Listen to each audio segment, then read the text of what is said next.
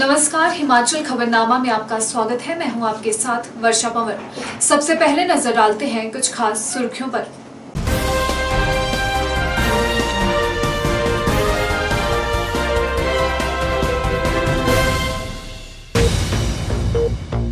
राज्यपाल और मुख्यमंत्री ने पूर्व राज्य मंत्री मोहन लाल के निधन पर जताया शोक। ईश्वर से दिवंगत आत्मा की शांति की प्रार्थना।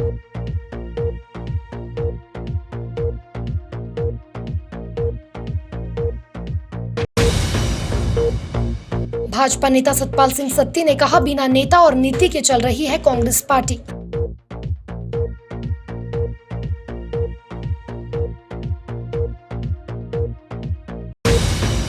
नेता प्रतिपक्ष मुकेश अग्निहोत्री ने BS4 वाहन पंजीकरण मामले में CBI जांच की मांग।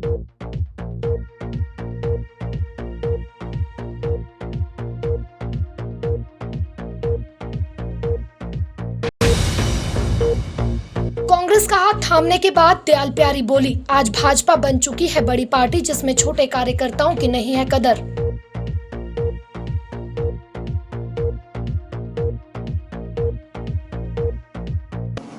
सुर्खियों के बाद अब खबरें विस्तार से। राज्यपाल बंडारू दत्तात्रेय और मुख्यमंत्री जयराम ठाकुर ने जिला शिमला की जुब्बल कोटखाई तहसील के थरोला गांव में आग लगने की घटना पर दुख व्यक्त किया है। इस घटना में 6 भवन जलकर राख हो गए। मुख्यमंत्री ने जिला प्रशासन को प्रभावित परिवारों को शीघ्र राहत प्रदान करने और उनके पुनर्वास के निर्देश दिए। उन्होंने कहा कि प्रभावित परिवारों को हर संभव सहायता प्रदान की जाएगी। राज्यपाल बंडारू दत्तात्रेय और मुख्यमंत्री जयराम ठाकुर ने पूर्व राज्य मंत्री मोहन लाल के निधन पर शोक व्यक्त किया। राज्यपाल ने अपने शोक संदेश में कहा कि मोहन लाल को उनके समाज कल्याण की दिशा में किए गए कार्यों और योगदान के लिए सदैव याद रखा जाएगा। इस अपूरणीय क्षति के लिए उन्होंने शोक संतप्त परिजनों के प्रति गहरी संवेदनाएं व्यक्त की है। वहीं मुख्यमंत्री ने कहा कि मोहन लाल एक ईमानदार और कर्तव्यनिष्ठ नेता थे, जो गरीबों और कमजोर वर्ग के लोगों के कल्याण के प्रति सदा समर्पित रहे। उन्होंने कहा कि प्रदेश और विशेषकर जिला चंबा के विकास में उनके योगदान को सदा याद रखा जाएगा। मुख्यमंत्री ने ईश्वर से दिवंगत आत्मा की शांति और शोक संतप्त परिवार को इस अपूरणीय क्षति को सहन करने की शक्ति प्रदान करने की प्रार्थना की है। देश भर में गिरिजाघरों में गुड फ्राइडे पर्व मनाया गया। वहीं राजधानी शिमला के ऐतिहासिक रिज मैदान पर स्थित क्राइस्ट चर्च में भी गुड फ्राइडे के अवसर पर प्रभु ईसा मसीह के बलिदान को याद करते हुए विश्व शांति के लिए मौन रखा गया और प्रार्थना की गई। क्राइस्ट चर्च के पादरी सोहन लाल ने प्रभु ईसा मसीह से प्रार्थना की है कि पूरा विश्व कोरोना के इस जंग में विजयी हो और सभी एक बार फिर खुशी खुशी सामान्य जीवन व्यतीत कर सके। आज पूरे विश्व में ईसाई समुदाय के द्वारा गुड फ्राइडे मनाया जा रहा है। बाइबल के अनुसार प्रभु ईसा मसीह ने शुक्रवार के दिन ही अपने जीवन का बलिदान दिया था, इसलिए उनकी याद में गुड फ्राइडे मनाया जाता है। इसी के तहत शिमला के रिज मैदान पर स्थित ऐतिहासिक क्राइस्ट चर्च में गुड फ्राइडे मनाया गया। प्रभु ईसा मसीह के बलिदान को याद करते हुए विश्व शांति के लिए मौन रखा गया और प्रार्थना की गई। प्रार्थना सभा के बाद भगवान मसीह की शिक्षाओं के साथ सभा का आरंभ हुआ। क्राइस्ट चर्च के पादरी सोहन लाल ने कहा कि आज के दिन ईसा मसीह की कुर्बानी को पूरे विश्व में याद किया जा रहा है। वहीं चर्च में कोरोना के दिशा निर्देशों का पालन करते हुए प्रार्थना की गई। इस दौरान ईश्वर से पूरे विश्व के लिए कोरोना महामारी से निजात के लिए प्रार्थना की गई। आप सब लोग जानते हैं कि आज के दिन पूरे संसार में गुड फ्राइडे को बड़े धूमधाम से मनाया जाता है, जहां पर हम प्रभु यीशु मसीह की उस महान कुर्बानी को याद करते हैं जो उसने संसार के लिए दी।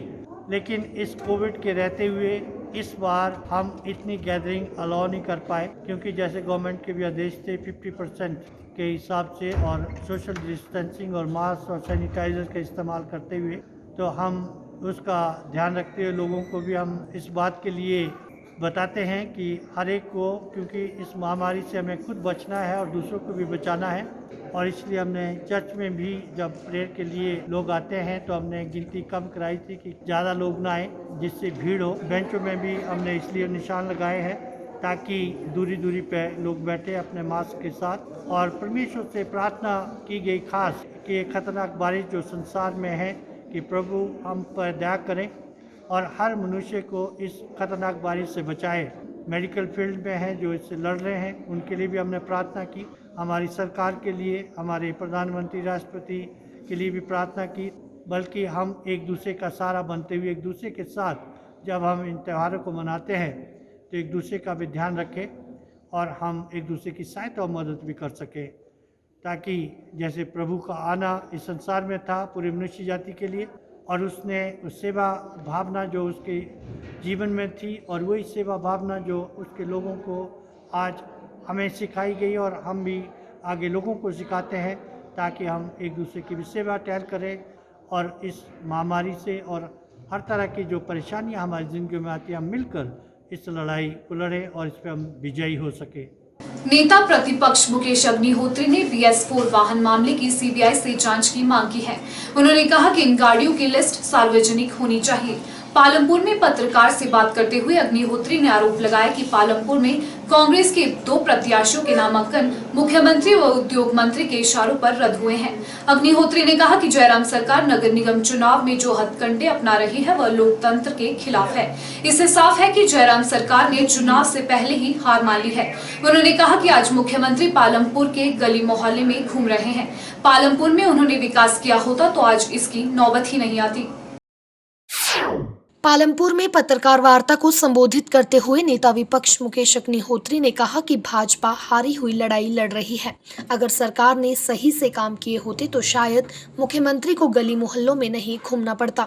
वहीं अग्निहोत्री ने आरोप लगाया कि पालमपुर में नगर निगम के चुनावों में कांग्रेस के 2 प्रत्याशियों के नामांकन भी मुख्यमंत्री और उद्योग मंत्री के इशारे पर रद्द किए गए हैं। इसके अलावा पालमपुर के SDM का तबादला काजा कर दिया गया था, फिर उसे रोका क्यों गया, यह भी सरकार पर सवालिया निशान खड़ा कर रहा है। मुकेश अग्निहोत्री ने दावा किया कि भाजपा जितना मर्जी जोर लगा ले, नगर निगम के चुनावों में कांग्रेस की ही जीत होगी। भाजपा के कार्यकाल में न तो लोगों को रोजगार मिला है और न ही जनता के काम हुए हैं। सरकार सिर्फ अधिकारियों को डरा धमका रही है। वहीं मुकेश अग्निहोत्री ने BS4 वाहन मामले की CBI से जांच की मांग की है। अग्निहोत्री ने कहा कि पता लगना चाहिए कि कौन बड़े लोग, अधिकारी व दलाल इसके पीछे हैं, किन दलालों के खातों में पैसा आता है। उन्होंने कहा कि इन गाड़ियों की लिस्ट सार्वजनिक होनी चाहिए। चुनाव जो है भारतीय जनता पार्टी हारी हुई लड़ाई लड़ रही है। हर हालत में जो है कांग्रेस पार्टी नगर निगम पे कब्जा करने जा रही है। अब तक जब भी कमेटियों के चुनाव हुए तब भी कांग्रेस हमेशा यहाँ पे काबिज रही और जो पहला नगर निगम बनेगा उसका नेतृत्व भी कांग्रेस पार्टी करेगी। भारतीय जनता पार्टी ने नगर निगम को कैप्चर करने के लिए जो हथकंडे अपनाने की कोशिश की है और जिस ढंग से हमारे 2 उम्मीदवारों के पर्चे रिजेक्ट किए हैं, ये लोकतंत्र की मूल भावनाओं के खिलाफ हैं और सही मायनों में भारतीय जनता पार्टी ने या जयराम सरकार ने ये मान लिया कि वो ये चुनाव हार रहे हैं, इसलिए वो इस ढंग के हथकंडे अपना रहे हैं। ये जो पर्चे रद्द करने की बातें हुई हैं, इसका जुड़ाव जो है उन घटनाक्रम से भी है जो कि कुछ देर पहले हुआ। यहाँ से SDM की ट्रांसफ़र काजा की गई, फिर उस ट्रांसफ़र को रद्द किया गया। आखिर क्या कारण थे कि पहले ट्रांसफ़र होती है फिर रद्द की जाती है? तो ये तो जयराम सरकार जो है U-टर्न सरकार हमेशा से रही है। कोई फैसला ऐसा नहीं उनका कभी भी ऐसा रहा जिस पे वो टिक पाए। अगर सिर्फ पालमपुर तक की बात होती, छोटी बात होती, हम आपको कहते हैं कि जी हाँ पुलिस जांच हो जाए, ये है। अगर हम कह रहे हैं कि इसकी CBI जांच ज़रूरी है तो इसके पीछे वजह ये है कि ये बेशकीमती गाड़ियाँ हैं। ये कोई भी गाड़ी 15-20 लाख से नीचे की गाड़ी नहीं है। सर इसमें 5-6 गाड़ी जो 4 करोड़ की हैं। हाँ, ये आप लोग खुद भी मीडिया वाले लोग काफ़ी जागरूक हैं। जब आपको पता है कि ये 7 सीरीज़ गाड़ी हैं, ये मर्सिडीज बेंज है या ये BMW हैं या जो भी बड़ी गाड़ियां हैं जो कि सिर्फ जो है बड़े बड़े बिजनेस घराने ही अफोर्ड कर सकते हैं और जिनको ये तकलीफ़ हुई सुप्रीम कोर्ट के ऑर्डर के बाद, तो उन्होंने हिमाचल को चुना और कहाँ और चुना। जैसे ये दूसरे स्टेशंस का नाम ले रहे हैं। अगर CBI जांच होगी तब ही ये जो है पूरा स्कैम अनर्थ हो सकेगा। पालमपुर में दशकों से कांग्रेस ही राज करती आई है, लेकिन कांग्रेस आज तक पालमपुर की दशा को नहीं सुधार पाई है। यह आरोप भाजपा नेता और वित्त आयोग के अध्यक्ष सतपाल सिंह सत्ती ने पालमपुर में प्रेस वार्ता को संबोधित करते हुए लगाए। सत्ती ने कहा कि पालमपुर का विकास करने में केवल भाजपा ही समर्थ रही है। यहां तक कि पालमपुर को नगर निगम का दर्जा मुख्यमंत्री जयराम ठाकुर की बदौलत मिल पाया है। सत्ती ने निशाना साधते हुए कहा कि हिमाचल में कांग्रेस की स्थिति ऐसी है, ना तो उनके पास कोई नेता और ना ही नीति, इसलिए कांग्रेस जनता को भड़काने की कोशिश कर रही है। वहीं BS4 वाहन मामले को लेकर सतपाल सिंह सत्ती ने कहा कि पुलिस मामले की जांच कर रही है। जो जहां पर एक बहुत ही गलत काम जहां हुआ था, जिसका मुझे लगता है कि काफ़ी लंबे समय से कांग्रेस के समय से अंडरग्राउंड और गोरख धंधा चल रहा था। जयराम जी की गवर्नमेंट ने उसके ऊपर आकर के स्ट्राइक किया और जीरो टॉलरेंस अपनाते हुए लोगों को कुछ को गिरफ्तार किया, कुछ गाड़ियां पकड़ी और आगे भी पुलिस उसमें काम कर रही है। मुझे लगता है कि पुलिस उसमें अच्छा काम कर रही है और पुलिस कहीं असफल होती है या कोई अन्य चीज़ होती है तो फिर CBI तक चीज़ें जाती हैं। हमारे ऑप्शन खुले रहते हैं, हमें कोई CBI का डर तो रही है, लेकिन गवर्नमेंट ने अच्छा काम किया है, पुलिस ने अच्छा काम किया, लोगों को पकड़ा है। गवर्नमेंट आउट ऑफ स्टेट लोगों को पकड़ने के लिए अभियान चलाए हुए हैं। कुछ लोग और भी उसमें शिकंजे में आएंगे, लेकिन उसका सारा पर्दाफाश करके ही ये गवर्नमेंट हटेगी। नए टूरिस्ट डेस्टिनेशन के नाते जो पालमपुर उभर रहा है, उसको देखते हुए जो दर्जा दिया है, ये उनका हम सब लोगों के लिए, पालमपुर वासियों के लिए जहाँ बहुत उपहार है। वहीं इस कारपोरेशन के ऐतिहासिक निर्णय के बाद हम लोग देख रहे हैं कि इस शहर के अंदर जो पालमपुर विधानसभा क्षेत्र हमारा सारा पड़ता है, पिछले आज़ादी के लगभग 8वां दशक हमारा चल चुका है।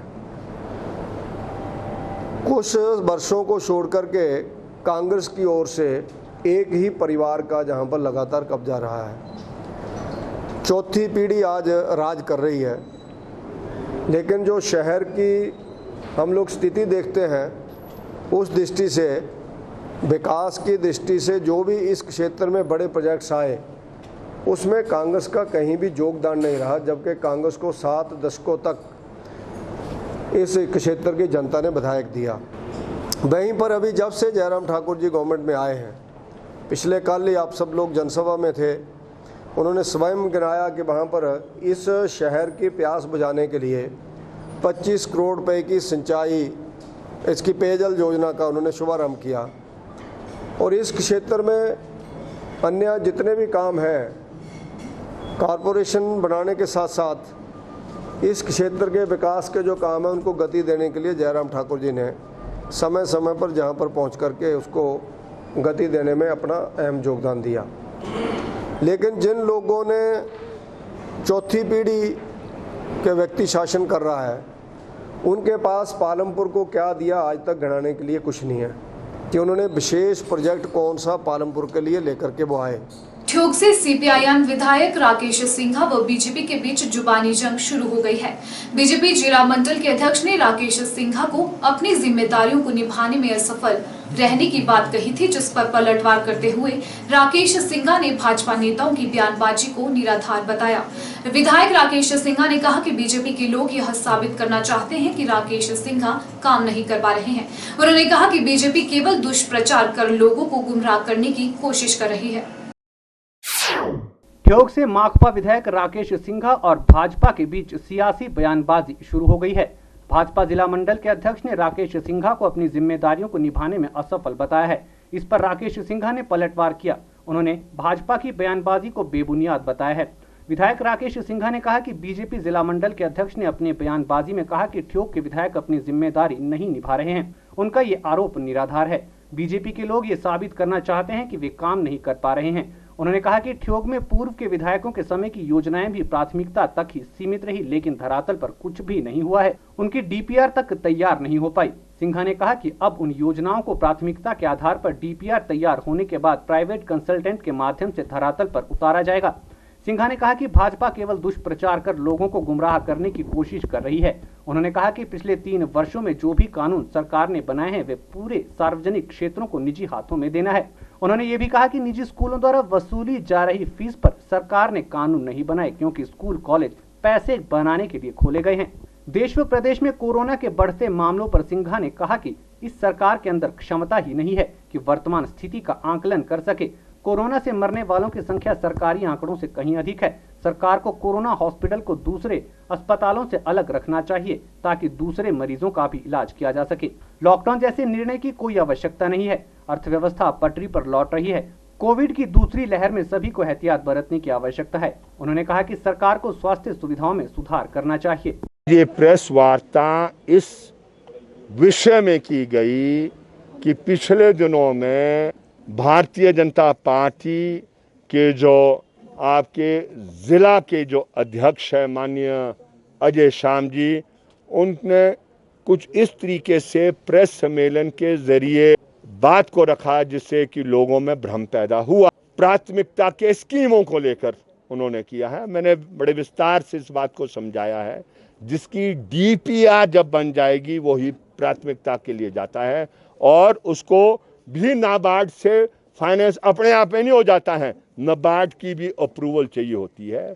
हमने हर विभाग को आदेश दे दिए हैं और अगर ज़रूरत पड़े, जिसके लिए मैंने काम भी शुरू कर दिया है, प्राइवेट कंसल्टेंसी डीपीआर को बनाने के लिए भी काम कर दिया है और वो जिस समय तैयार होगी उसको हम शामिल कर वो क्या कहते हैं उसमें कर देंगे। लोगों में मदद करने की कोई कमी नहीं होगी।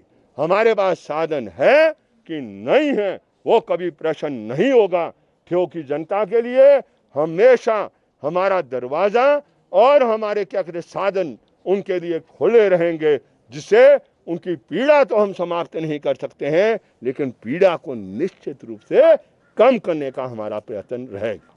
वायरस से हम इतना ना घबरा जाएं, ना इतना पैनिक क्रिएट करें कि पता नहीं क्या हो जाएगा। ये राक्षस उस रूप का राक्षस नहीं है जो सबको खा जाएगा। सरकार को अपनी जिम्मेवारी निभानी है, लोगों को अपनी जिम्मेवारी निभानी है और उस जिम्मेवारी को निभाते हुए लाइफ भी बचानी है और सबसे महत्वपूर्ण है कि लाइवलीहुड बचाना चाहिए। नगर निगम शिमला द्वारा लोगों को साफ पानी उपलब्ध करवाने के उद्देश्य से शहर के लगभग सभी वार्डों में वाटर एटीएम स्थापित करवाए गए थे, लेकिन सभी एटीएम स्वच्छ पानी देने के बजाय सड़क किनारे धूल फांकने को मजबूर है। ऐसे में नगर निगम शिमला द्वारा वाटर एटीएम को बच्चों के लिए स्कूलों में स्थापित करने को लेकर विचार किया जा रहा है। नगर निगम महापौर सत्या कौंडल ने बताया कि वाटर एटीएम स्कूलों में लगाने को लेकर नगर निगम के हाउस में प्रस्ताव रखा जाएगा और अगर प्रस्ताव पारित होता है तो आगामी कार्यवाही अमल में लाई जाएगी। जल प्रबंधन निगम द्वारा लगाए गए थे और मैं भी समझती हूँ कि ज़्यादा प्रयोग में नहीं हो पाए इसको, कई तो लोग इसको यूज़ नहीं कर पा रहे। दूसरी बात ये कि इसमें पैसे डालना पड़ते हैं, सिक्के डालने पड़ते हैं जो लोग डालना नहीं चाहते। तो हमने पीछे भी एक प्रपोजल बनाई थी कि जहाँ जहाँ स्कूल है वहाँ पे जो इनको शिफ्ट किया जाए ताकि बच्चे जो है स्वच्छ पानी पिए। लेकिन इसमें प्रॉब्लम ये आ रही है कि बच्चा कैसे इसमें पैसे डालेगा, तो इतने उनको पॉकेट मनी भी नहीं मिलती। तो हमारा ये प्रयास रहेगा कि कोई ऐसा जो फ्री में बच्चों को पानी पिलाया जाए एटीएम से, तो ये हमारा प्रयास रहेगा। इसको हम हाउस में मैटर ले जाएंगे। पच्छाद उपचुनाव में भाजपा और कांग्रेस को कड़ी टक्कर देने वाली दयाल प्यारी ने भाजपा का दामन छोड़कर अब कांग्रेस का हाथ थाम लिया है। कांग्रेस का हाथ थामने के बाद दयाल प्यारी सोलन पहुंची, जहां उन्होंने मां शूलिनी देवी के मंदिर में जाकर शीश नवाया और पूजा अर्चना की। इस मौके पर उनके साथ पूर्व मंत्री और सोलन के विधायक कर्नल धनीराम शांडल भी मौजूद रहे।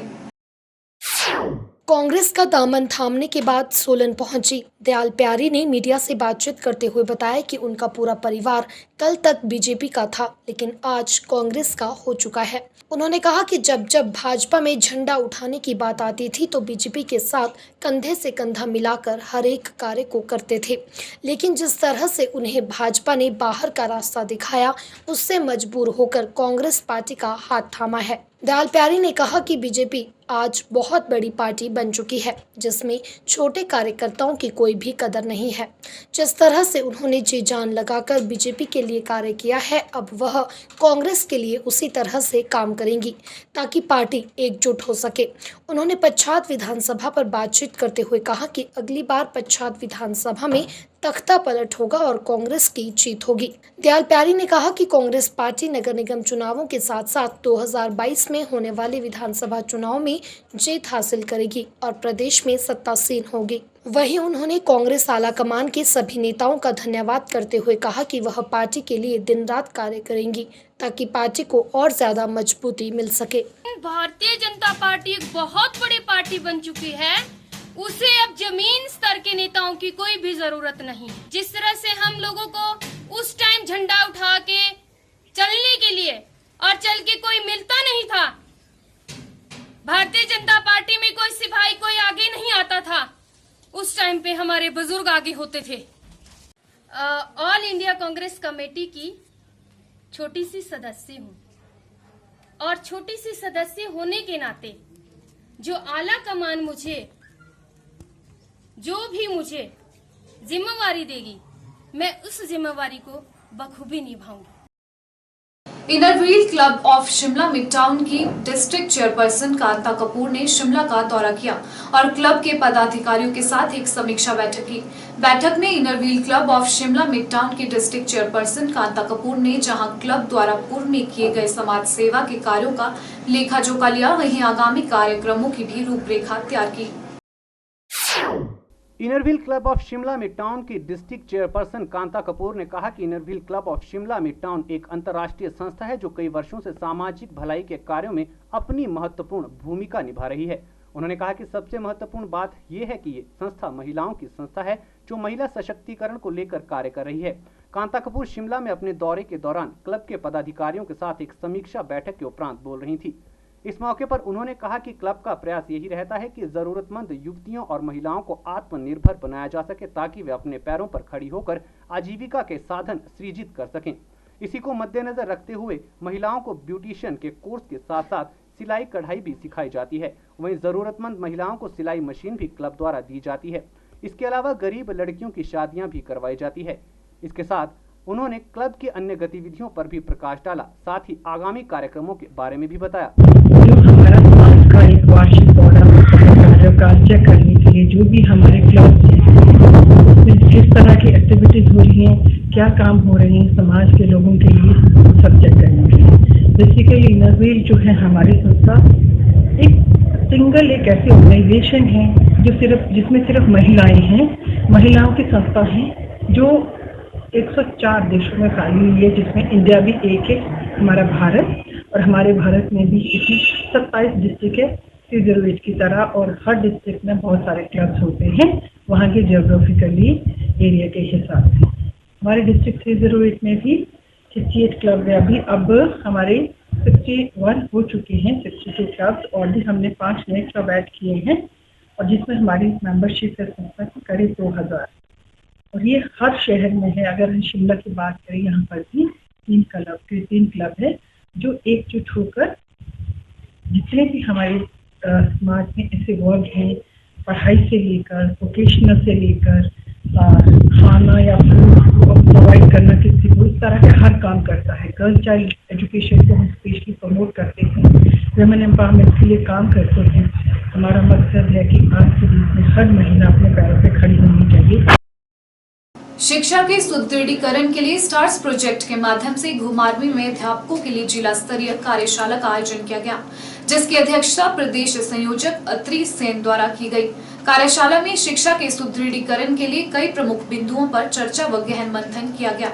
इस कार्यशाला का मुख्य उद्देश्य सरकारी शिक्षा प्रणाली को और सुदृढ़ करना है। डिस्ट्रिक्ट बिलासपुर के लिए स्टार्स प्रोजेक्ट पर RTE फोरम की तरफ से, राइट टू एजुकेशन फोरम की तरफ से कार्यशाला की है। इसका मेन उद्देश्य ये है कि वर्ल्ड बैंक की तरफ से हिमाचल प्रदेश और अन्य 5 राज्यों में एक लोन प्रोजेक्ट आया है जो कि शिक्षा के व्यवस्था में टीचिंग और लर्निंग के सिस्टम को स्ट्रेंथन करने के लिए, मतलब स्ट्रेंथनिंग टीचिंग लर्निंग असेसमेंट, इसको स्ट्रेंथन करने के लिए एक 2 खरब 83 अरब 56 करोड़ 37 लाख 5 हज़ार का ये लोन है, जिसमें से कि 35% जो है हर राज्य को जाएगा और 53% जो है सेंट्रल गवर्नमेंट को जाएगा इस सिस्टम को लागू करने के लिए।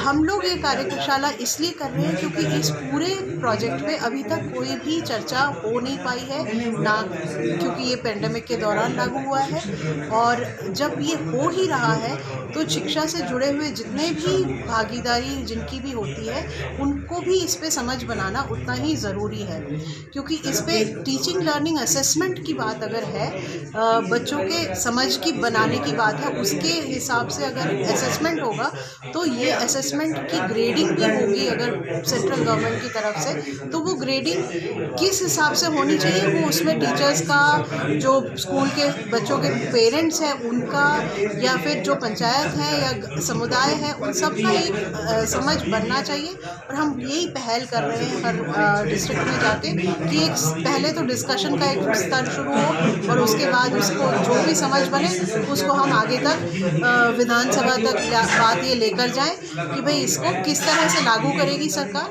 और हिमाचल सरकार की इस पर जो भी सोच हो उसमें हम सबकी भी समझ एक स्मार्ट सिटी मिशन के तहत शिमला के लक्कड़ बाजार बस स्टैंड का अब जल्द कायाकल्प होने जा रहा है। योजना के तहत यहां बस स्टैंड से लेकर रिज मैदान के साथ सटे पदमदेव परिसर तक लिफ्ट लगाने का कार्य किया जा रहा है।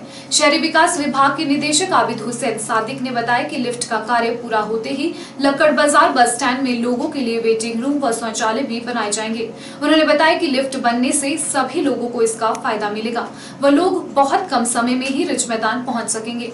वहीं उन्होंने बताया कि लिफ्ट बनाने का कार्य अगले 6 माह के भीतर पूरा कर लिया जाएगा। जैसे कि हमारे पेडिस्ट्रियन, अगर आप देखेंगे जो सर्कुलर रोड है, जहाँ जहाँ हमें मौका मिल रहा है तो वहाँ एक तो हम पेडिस्ट्रियन पाथ बना रहे हैं और उस सड़क को भी वहाँ पर हम वाइडन कर रहे हैं कैंटिलीवर पीछे से पिलर चढ़ा के। तो बहुत सारी जो पूरे सर्कुलर रोड की वाइडनिंग है ये काम इस वक्त अगर आप देखेंगे चालू हो गए हैं। छोटा शिमला से कुसुम्पटी तक रोड वाइडनिंग का काम चालू है। आपका स्मार्ट पाथ जो है, स्मार्ट फुटपाथ जो है आईजीएमसी, जो एक मॉडर्न बिल्कुल एक नए किस्म का फुटपाथ होगा जो आईजीएमसी संजोली चौक से आईजीएमसी तक चलेगा। हमारा 700 गाड़ियों का पार्किंग का काम चालू है इस वक्त आईजीएमसी में। ऐसे बहुत सारी जगहों पर पार्किंग, जैसे विकास नगर की पार्किंग का काम बिल्कुल 2-4 दिन में शुरू होने वाला है। तो वहाँ पर विकास नगर में ही एक लिफ्ट भी बन रहा है जो ऊपर तक आएगा, एक स्काई वॉक बन रहा है। तो बहुत सारे हमारे जो प्रोजेक्ट्स हैं, जैसे पार्क्स हमारे हैं, हमारे एमसी के अंदर जितनी भी पार्क्स हैं उनको हम रीडेवलप कर रहे हैं, उनमें ओपन एयर जिम्स बनाने की कोशिश कर रहे हैं, बच्चों के लिए झूले लगाने की कोशिश कर रहे हैं, ताकि जो है जो शिमला की जो पॉपुलेशन है, अर्बन पॉपुलेशन है, उनको जो है अच्छी सुविधाएं मिले और जो मॉडर्न सुविधाएं उनसे वो शिमला जो है लेस हो। सिरमौर जिला के गिरी पार्क क्षेत्र की महिलाएं इन दिनों बुरांश के फूलों से उत्पाद तैयार कर स्वावलंबी बन रही हैं। क्षेत्र की कई महिलाएं बुरांश के फूलों से जैम व जूस तैयार कर रही हैं। दरअसल जिला के हरिपुर धार, डालियानो और गताधार क्षेत्र में भारी मात्रा में बुरांश का फूल पाया जाता है। हरिपुर धार क्षेत्र के करीब 14 किलोमीटर घाटी में इन दिनों बुरांश खिला हुआ है। महिलाओं का कहना है कि वह अपने स्तर पर बुरांश के फूल इकट्ठा कर उनसे जैम व जूस बनाने का कार्य कर रही हैं, जिससे उनकी अच्छी आमदनी भी हो रही है। स्वयं सहायता समूह हरिपुर धार की महिलाएं, 10 महिलाएं हम इस ग्रुप में, हम खुद जंगल में जाते हैं, फिर जंगल से बुरांश तोड़ के लाते हैं, खुद ही घर में छांटते हैं और फिर हम इसको बना रहे हैं। ये प्योर जूस है हमारे पास। जय विजय माता स्वयं समूह द्वारा बनाई गई है। इसमें हरिपुर धार की 10 महिलाओं ने भाग लिया है, जिसमें कि सारी महिलाएं खुद बुरांश लेने जाती है और अपने घर पर तैयार करती है। ये बिल्कुल प्योर है। देश व प्रदेश सरकार द्वारा लोगों के लिए कई कल्याणकारी योजनाएं चलाई गई हैं, ताकि पात्र व्यक्ति इन महत्वाकांक्षी योजनाओं का लाभ उठा सके।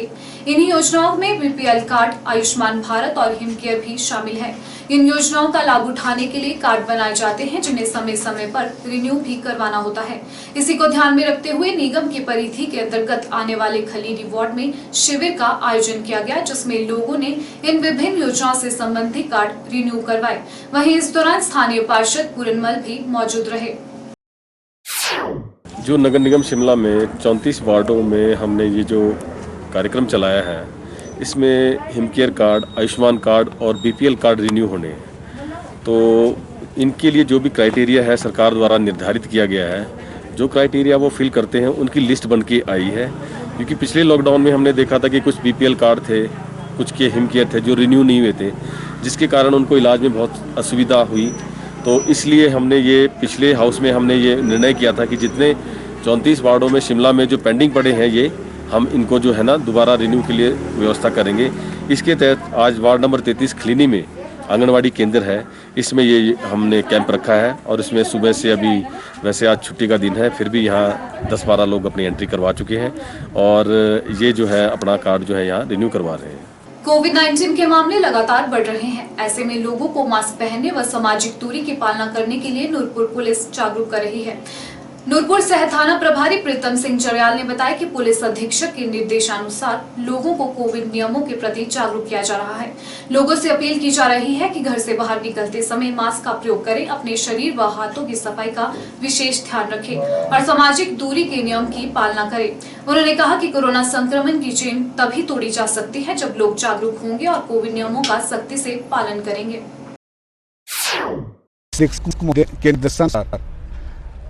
लोगों को जानकारी है उनको अवगत कर कि इस महामारी से बचने के लिए सब दिए गए उनका पहले काम के जो द्वारा उसकी पकड़े। सर इसमें तो अनुपात करते नजर आएगा, उस पर कार्रवाई सर पुलिस विभाग की तरफ से। पुलिस लोगों को अवेयरनेस की। राजधानी शिमला में छात्र संगठन एसएफआई राज्य सचिवालय की बैठक में प्रदेश सरकार को विभिन्न मुद्दों पर घेरने की रणनीति तैयार की गई। प्रदेश भर से आए एसएफआई राज्य सचिवालय सदस्यों ने प्रदेश सरकार पर पीटीए के नाम पर छात्रों से अवैध वसूली करने व प्रदेश विश्वविद्यालय में गलत तरीके से भर्तियां करने के आरोप लगाए। एसएफआई ने प्रदेश सरकार की छात्र विरोधी नीतियों व भर्तियों में चयहितों की नियुक्तियों के खिलाफ उग्र प्रदर्शन करने की भी चेतावनी दी है। एसएफआई के राज्य सचिव अमित ठाकुर ने बताया कि प्रदेश भर के महाविद्यालयों में पढ़ने वाले छात्रों से पीटीए फंड के नाम पर हर वर्ष 800 रुपए प्रति छात्र के हिसाब से वसूले जा रहे हैं, लेकिन जब प्रदेश सरकार से इस राशि के खर्च का ब्यौरा मांगा जाता है तो प्रदेश सरकार जवाब ही नहीं देती। उन्होंने कहा कि पीटीए फंड के नाम पर प्रदेश के छात्रों से 9 करोड़ रुपए इकट्ठा किए जा रहे हैं, जिसका सरकार के पास कोई हिसाब नहीं। अमित ठाकुर ने कहा कि प्रदेश विश्वविद्यालय व केंद्रीय विश्वविद्यालय में की गई भर्तियों में भारी गड़बड़ियां हुई है, जिसका खुलासा जल्द किया जाएगा। 2 महीनों के अंदर हमने 3 आरटीआई लगाई है, जिसके अंदर 3 हमारे पास अभी पहुंच चुकी है और 3 और आरटीआई हमने इसमें लगाई है, जिसमें कुल्लू रामपुर कॉलेज है, शिमला के अंदर कोटशेरा है और हमीरपुर कॉलेज है और इसके अलावा कांगड़ा के अंदर धर्मशाला कॉलेज है। और इन कॉलेजों के अंदर छात्रों से 600 से 800 के बीच में हर साल जो पीटीए फंड लिया जाता है, जिससे लगभग पूरे हिमाचल प्रदेश के अंदर अगर हम एवरेज लगाएं 2,14,000 स्टूडेंट आज के समय के अंदर सरकारी कॉलेजों में पढ़ रहा है और उनसे सालाना 9.5 करोड़ के करीब ये पीटीए फंड इकट्ठा होता है। ये पीटीए फंड कहाँ खर्च होता है इसकी ना तो जानकारी कॉलेज एडमिनिस्ट्रेशन दे रहा है और ना ही हमारी सरकार बता रही है। और अभी जो हमारे पास सूचना आई है, बहुत सारे कॉलेजों के अंदर बीजेपी की सरकार के चलते जो पीटीए के आधार पर या कॉन्ट्रैक्ट के बेस पर वहाँ पर जो है नॉन टीचिंग और टीचिंग स्टाफ को भर्ती किया गया है, उसमें बीजेपी के आरएसएस के अपने चहेते लोगों को इन्होंने भर्ती करने की कोशिश की है। और जो कॉन्ट्रैक्ट का पूरे हिमाचल प्रदेश के अंदर एक जो सैलरी सिस्टम है उसके अंदर 8 से 12,000 रुपये के करीब है, लेकिन यहाँ कोटशेरा कॉलेज के अंदर जो नॉन टीचिंग के अंदर जो कॉन्ट्रैक्ट के आधार पर भर्ती हुई है, क्योंकि वो जो है प्रिंसिपल जो वहाँ पर पहले थे उनके जो रिलेटिव है, उनको जो 22,000 रुपये सैलरी दी जा रही है। पीटीए जो छात्रों का फंड है जो इस तरीके के जो है सैलरीज के ऊपर खर्च नहीं हो सकता है। वो स्टूडेंट्स की कोई अगर वहाँ पर कॉलेज के अंदर उनकी कोई प्रॉब्लम्स है या उनसे रिलेटेड जो कोई भी इश्यूज़ होगा उसी को लेकर जो उसको खर्च किया जा सकता है। लेकिन ये जो है एक पीटीए के नाम पर जो लूट पूरे हिमाचल प्रदेश के अंदर हो रही है, इसको जो है अभी आने वाले समय के अंदर एसएफआई पूरे हिमाचल प्रदेश से छात्रों को लामबंद करके जो इसके खिलाफ आंदोलन करेगी। हिमाचल प्रदेश विश्वविद्यालय और सेंट्रल यूनिवर्सिटी, इन दोनों विश्वविद्यालय के अंदर जो भर्तियाँ हो रही है, उन भर्तियों के अंदर जो है बहुत सारे साक्ष्य हमारे सामने आए हैं और जल्द ही हम इसको लेकर जो है अभी 8 अप्रैल को जो है स्टेट लेवल की प्रेस कॉन्फ्रेंस भी करेंगे, जिसके अंदर जो है तमाम सूचनाएं जो है आप लोगों के माध्यम से हम जनता के सामने रखेंगे कि किस तरीके से जो है उसमें बीजेपी की सरकार ने जो है अपने चहेतों को भर्ती करने के लिए जो है यूजीसी और यूनिवर्सिटी ऑर्डिनेंस के जो रूल्स हैं उनको वायलेट करने की कोशिश की है और जो अयोग्य लोग हैं उनको भर्ती करने की कोशिश की है। राजकीय वरिष्ठ माध्यमिक पाठशाला बाल हमीरपुर में कार्यरत टीचिंग व नॉन टीचिंग स्टाफ के सभी सदस्यों के कोरोना सैंपल लिए गए। स्कूल की प्रधानाचार्य नीना ठाकुर ने बताया कि कुछ दिन पहले एक महिला कर्मचारी के कोरोना पॉजिटिव आने के बाद एक अन्य टीचर की रिपोर्ट भी पॉजिटिव आई है, जिसको देखते हुए स्कूल में कार्यरत टीचिंग व नॉन टीचिंग स्टाफ के सभी सदस्यों का टेस्ट करवाने का निर्णय लिया गया है। ताकि संक्रमण को फैलने से रोका जा सके। उन्होंने बताया कि स्कूल परिसर में ही 52 लोगों के सैंपल लिए गए हैं, जिनकी रिपोर्ट आने के बाद आगामी कार्यवाही अमल में लाई जाएगी। 4 दिन पहले हमारी एक पीएन पॉजिटिव आई थी, जिसको लेके एक चेन बनती नजर आ रही थी, क्योंकि वर्किंग आवर्स में 2 दिन तक वो स्कूल में रही, उसको सिम्टम्स कोई ज़्यादा नहीं थे, लेकिन जब टेस्ट करवाया गया तो फिर वो कोविड पॉजिटिव आ गई। तो उसको लेके फिर एक उसके बाद नेक्स्ट डे एक लेक्चरर हैं, वो भी पॉजिटिव आ गए। तो फिर लगा कि कोई चेन ना बन जाए और घरों तक ये इन्फेक्शन हम ना ले जाएं। तो हमने हेल्थ डिपार्टमेंट वालों से रिक्वेस्ट करके अपने ही वेन्यू पे सारे स्टाफ मेंबर्स की टेस्टिंग जो है वो करवा रहे हैं, ताकि अगर ऐसा है तो घर में भी एहतियात बरती जाए और आम भी और लोगों को भी इस चीज़ का पता चले। राजधानी शिमला को साफ सुथरा बनाए रखने के नगर निगम के दावे जमीनी स्तर पर कितने सही हैं, इसका अंदाजा तो शहर के बीचों बीच स्थित सब्जी मंडी की बदहाल सफाई व्यवस्था को देखकर लगाया जा सकता है। यहाँ लगे कूड़े और गली सड़ी सब्जी के ढेर निगम की सफाई व्यवस्था की पोल खोल रहे हैं। स्थानीय दुकानदारों ने इस पर गहरी नाराजगी जताई है और नगर निगम से समस्या के जल्द समाधान की मांग की है। हैरानी इस बात की है कि बीते कल शहरी विकास मंत्री सुरेश भारद्वाज ने भी यहां बदहाल सफाई व्यवस्था पर नाराजगी जाहिर की थी और नगर निगम के संबंधित अधिकारियों को क्षेत्र में सफाई व्यवस्था को दुरुस्त करने के निर्देश दिए थे।